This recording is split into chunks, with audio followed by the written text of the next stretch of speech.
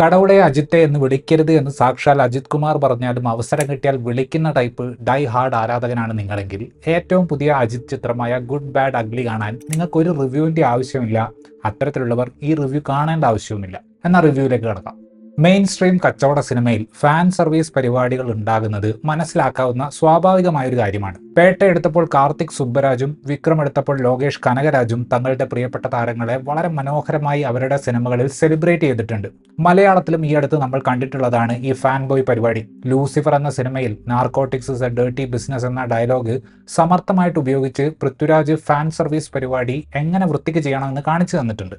Good bad ugly എന്ന അജിത് സിനിമയുടെ script ഏറെക്കുറെ ഫാൻ സർവീസ് റെഫറൻസുകളും അജിത്ത് അഭിനയിച്ച സിനിമകളുടെ പേരുകളും കഥാപാത്രങ്ങളുടെ പേരുകളും 2-3 പാട്ടും എഴുതി ചേർത്തതാണെന്ന് തോന്നുന്നു. സിനിമ ഉണ്ടാക്കാൻ നല്ലൊരു സ്ക്രിപ്റ്റ് വേണമെന്ന് പടത്തിന്റെ സംവിധായകന് പോലും 10 പൈസയ്ക്ക് താല്പര്യമില്ലാത്ത ടൈപ്പ് സിനിമയാണ് good bad ugly. Red dragon എന്നറിയപ്പെടുന്ന AK ആണ് നമ്മുടെ നായകൻ. പണ്ട് മുംബൈ അധോലോകത്തെ കിടുകിട വിറപ്പിച്ച ഗ്യാങ്സ്റ്റർ ആയിരുന്നു പുള്ളി. കുട്ടി ജനിച്ചപ്പോൾ ശത്രുക്കൾ കുടുംബത്ത് കയറി മേണ്ട എന്ന് കരുതി സറണ്ടറായി ജയിൽവാസത്തിന് പോയി. നീണ്ട 18 വർഷങ്ങൾക്ക് ശേഷം കുടുംബത്തോടൊപ്പം ബാക്കി കാലം ജീവിക്കാൻ പോകുമ്പോൾ പഴയ ശത്രുക്കൾ അതിന് അദ്ദേഹത്തെ സമ്മതിക്കില്ല. കുടുംബജീവിതത്തിൽ 2ാം ഇന്നിംഗ്സിൽ AK നേരിടുന്ന പുതിയ ശത്രുക്കളും പ്രതിബന്ധങ്ങളുമാണ് നമ്മൾ ഈ പടത്തിൽ കാണുന്നത്. ഈ സിനിമ കണ്ടു കഴിഞ്ഞപ്പോൾ എൻ്റെ മനസ്സിലേക്ക് ആദ്യം വന്ന സിനിമ 2022 ഇറങ്ങിയ മലയാളം സിനിമയായിട്ടുള്ള ആറാട്ടാണ്. മറ്റൊന്നും കൊണ്ടല്ല, ഇന്ന് അത് ട്രോൾ ചെയ്യപ്പെടുന്ന സിനിമയാണെങ്കിലും ഇറങ്ങിയ ദിവസം പല ആരാധകരും പഴയ ലാലേട്ടനെ കണ്ടുകിട്ടി എന്ന പേരിൽ ആ സിനിമ സെലിബ്രേറ്റ് ചെയ്തിരുന്നു. എനിക്ക് ഈ സിനിമ കണ്ടപ്പോൾ അജിത് കുമാറിൻ്റെ ആറാട്ട് പോലെയാണ് തോന്നിയത്. ആറാട്ടിന് അറ്റ്ലീസ്റ്റ് ഒരു സ്റ്റോറി ഐഡിയ എങ്കിലും ഉണ്ടായിരുന്നു. അജിത്തിന്റെ വ്യക്തി ജീവിതത്തിൽ തുടങ്ങി സിനിമാ ജീവിതം വരെ കാണിക്കുന്ന റെഫറൻസുകളുടെ അയ്യര് കളിയാണ് ഈ പടം. ഈ റെഫറൻസുകളൊക്കെ കഴിഞ്ഞ് സിനിമ എപ്പോഴാണ് തുടങ്ങുക എന്ന് തോന്നുന്ന രീതിയിലാണ് ബിൽഡപ്പ് നടത്തിക്കൊണ്ടിരിക്കുന്നത്. ഒരു കഥാപാത്രത്തിന് ഏറ്റവും കൂടുതൽ ഇൻട്രൊഡക്ഷൻ കൊടുത്തതിനുള്ള റെക്കോർഡ് ചിലപ്പോൾ ഈ സിനിമയ്ക്ക് കിട്ടും.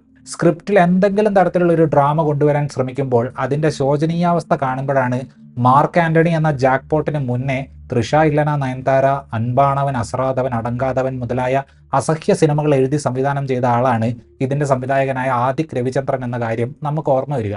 പടത്തിന്റെ റിലീസിന് മുന്നേ ആയിട്ട് കൊടുത്തിട്ടുള്ള ഇന്റർവ്യൂകളിൽ മങ്കാത്ത റെഫറൻസ് പോലെ ഈ സിനിമയിൽ വരുന്ന റെഫറൻസ് അതിപ്രസരം പടത്തെ ബാധിക്കുമോ എന്ന് സംവിധായകനോട് പലരും ചോദിച്ചിരുന്നു. എന്നാൽ കഥയിൽ അതെല്ലാം സ്വാഭാവികമായി വരുന്നതാണ്, മങ്കാത്ത കാണാത്ത ആളുകൾക്കും അത് കുഴപ്പമൊന്നും തോന്നില്ല എന്ന രീതിയിലായിരുന്നു ആദിക്കിന്റെ മറുപടി.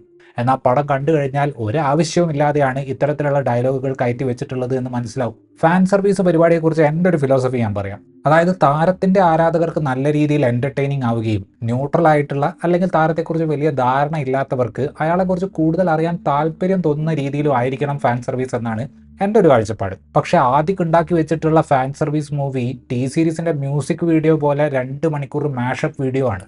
ഈ സിനിമയിൽ തമിഴിലെ കിരീടം സിനിമയിലുള്ള നല്ലൊരു പാട്ട് ഒരു സ്ഥലത്ത് ഉപയോഗിക്കുന്നുണ്ട്. എന്തിൻ്റെ പേര് പറഞ്ഞിട്ടാണെങ്കിലും ഇതുപോലെ തട്ടിക്കൂട്ടി ഉണ്ടാക്കുന്ന സിനിമകളിൽ ഇത്രയും നല്ല പാട്ടുകൾ അരോചകമായിട്ട് കുത്തിക്കയറ്റുന്നത് ഒറിജിനലിനോട് ചെയ്യുന്ന അങ്ങേയറ്റത്തെ അനീതിയാണ്. വളരെയധികം ബേസിക് ആയിട്ടുള്ള ഒരു റൈറ്റിംഗ് ആണ് ഈ സിനിമയുടേത്. അർജുൻ ദാസിനൊക്കെ കൊടുത്തിട്ടുള്ള കഥാപാത്രവും ആ കഥാപാത്രത്തെയൊക്കെ വെച്ച് ചെയ്തു കൂട്ടിയിട്ടുള്ള കാര്യങ്ങൾ നോക്കിക്കഴിഞ്ഞാൽ 3 കാര്യമായ പ്രൊഡക്ഷൻ ഹൗസുകൾ ഈ സ്ക്രിപ്റ്റ് കേട്ടിട്ട് ഓക്കെ പറഞ്ഞു എന്ന് കേൾക്കുമ്പോൾ തലക്ക് കൈവച്ചു പോകും. ഞാൻ ഉദ്ദേശിച്ച എൻ്റെ തലയ്ക്ക്. AK എന്ന നമ്മുടെ നായക കഥാപാത്രത്തിന്റെ പഴയ കാലത്തെക്കുറിച്ച് ഒരു കഥാപാത്രം വന്ന് തള്ളി മറയ്ക്കുന്ന ഒരു സീനുണ്ട്. മണി ഹൈസ്റ്റിലെ പ്രൊഫസറുമായും ജോൺ വിക്കുമായും എന്തിനും സാക്ഷാൽ ഡോൺലിയുമായും ഒക്കെ AKക്ക് കണക്ഷൻ ഉണ്ട് അത്രേ. ഇഷ്ടനായകനെ ആരാധിച്ച് അസാമാന്യനാക്കാനുള്ള ആഗ്രഹമൂത്ത് അയാൾ ഇങ്ങനെ ഒരു കോമഡി പീസ് ആക്കേണ്ടതുണ്ടായിരുന്നു എന്നാണ് ഈ സീനൊക്കെ കണ്ടപ്പോൾ എനിക്ക് തോന്നിയത്. ഫാൻ ബോയ് പരിപാടി എന്ന് പറഞ്ഞ് ഓരോന്ന് പടച്ചുവിടുമ്പോൾ ആ താരത്തെ വലിയ പരിചയമില്ലാത്തവരുടെ മുന്നിൽ അയാളെ അപമാനിക്കരുത് എന്നുകൂടി ഇവർ ചിന്തിക്കേണ്ടതായിരുന്നു. മാർക്ക് ആന്റണിക്ക് സമാനമായ രീതിയിൽ വാം കളറിലുള്ള ഫ്രെയിമുകളാണ് അഭിനന്ദൻ രാമാനുജൻ ഈ സിനിമയിൽ ഉപയോഗിച്ചിട്ടുള്ളത്. നല്ലപോലെ സാച്ചുറേഷൻ കൂട്ടി അടിച്ചിട്ടുള്ള ഫ്രെയിമുകൾ കാണാൻ മ്യൂസിക് വീഡിയോ ലുക്ക് ഉണ്ടായിരുന്നു. എന്താണ് ഈ പടത്തിൽ നടക്കുന്നത് എന്ന് ചിന്തിക്കാനുള്ള ഒരു ഗ്യാപ്പ് കാണുന്നവന് കിട്ടരുത് എന്ന ലെവലിലാണ് കട്ടുകളും മ്യൂസിക്കും പടത്തിൽ കയറി വരുന്നത്. DAG ചെയ്തിട്ടുള്ള ലുക്കുകളും അടിപൊളി വസ്ത്രങ്ങളും കൂളിംഗ് ഗ്ലാസുകളും ഒക്കെ വെച്ച് ആരാധകർക്ക് ഏറ്റവും ഇഷ്ടമുള്ള വില്ലൻ സ്വഭാവത്തിൽ അജിത്ത് സ്ക്രീനിൽ നിറഞ്ഞാടുന്നുണ്ട്.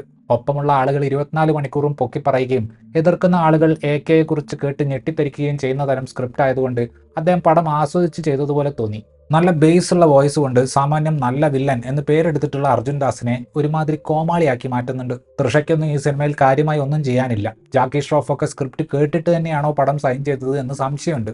പ്രസന്ന, സുനിൽ, പ്രഭു, പിന്നെ സലാറിലെ പൃഥ്വിരാജിന്റെ ചെറുപ്പകാലം ചെയ്ത കാർത്തികേയ ദേവ്, മലയാളിയായ പ്രിയ പ്രകാശ് വാര്യർ, ഇവർക്കൊപ്പം ആസ്ഥാന വെറുപ്പിക്കലായിട്ടുള്ള റെഡിൻ കിങ്സ്ലിയും പടത്തിലുണ്ട്. ഈ പടത്തിലെ ഒരു മാസ് സീന് ഞാൻ നിങ്ങളോട് പറയാം. അതായത് അർജുൻ ദാസിന്റെ ഫോണിൽ ഒരു വാട്സാപ്പ് ഗ്രൂപ്പിൽ നാട്ടിലെ ലോകത്തെ പ്രമുഖരായ ഗ്യാങ്സ്റ്റേഴ്സ് ഉണ്ട്. നിങ്ങൾക്ക് ഇയാളെ അറിയുമോ എന്നും ചോദിച്ച് അർജുൻ അജിത്തിന്റെ ഫോട്ടോ ആ ഗ്രൂപ്പിൽ ഇടുന്നതും ഈ ഭീകരന്മാരൊക്കെ ഗ്രൂപ്പിൽ നിന്ന് സെക്കൻഡുകൾക്കുള്ളിൽ എക്സിറ്റ് അടിക്കുന്നു. ഗ്രൂപ്പ് അഡ്മിൻ ഗ്രൂപ്പ് ഡിലീറ്റ് ചെയ്തിട്ട് ഓടുന്നു. ഈ ഒരു ഡിസ്ക്രിപ്ഷൻ കേട്ടിട്ട് നിങ്ങൾക്ക് രോമാഞ്ചം വരുന്നുണ്ടെങ്കിൽ ഈ പടം നിങ്ങൾക്കുള്ളതാണ്. ഒന്നും നോക്കണ്ട, പോയി കണ്ടോ.